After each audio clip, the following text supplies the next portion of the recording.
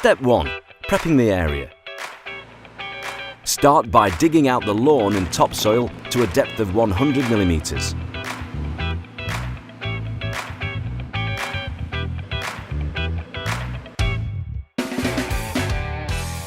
Step 2. Edging the area. There are two options. You can either edge the area using tannalized timber secured with timber battens, like we're doing here, or alternatively, use a decorative edging block with an internal concrete haunch. Step 3. Subbase. Roll out the weed membrane and cut to fit the area. You'll then need to use an MOT Type 1. Rake this out evenly across the full area. Compact in 2 layers to a depth of 70 to 75 millimeters. Step 4. Bedding layer. The bedding layer can be made up of either sharp sand or granite dust, dependent on your own requirements. Fill the area with your chosen material. Screed and compact until it's flush with the edge restraint.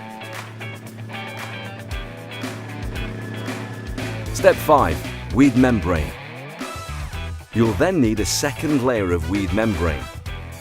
The membrane also makes it easy to get the artificial grass into place. Step 6. Installing artificial grass.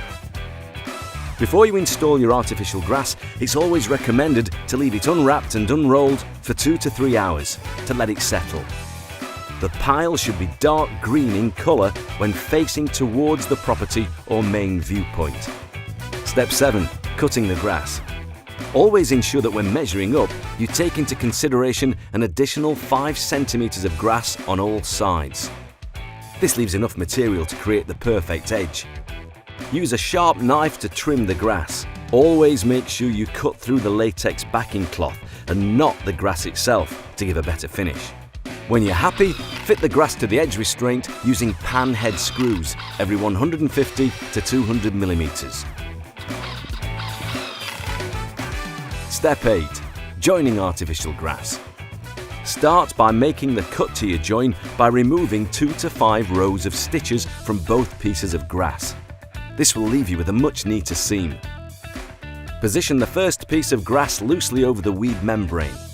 Then position the second piece of grass next to the first, ensuring the pile runs in the same direction. Carefully move the rolls into position until the joint is no longer visible. Once you're happy with this position, roll back the edges of the grass and lay Always Green joining tape along the joint. The tape should be shiny side down.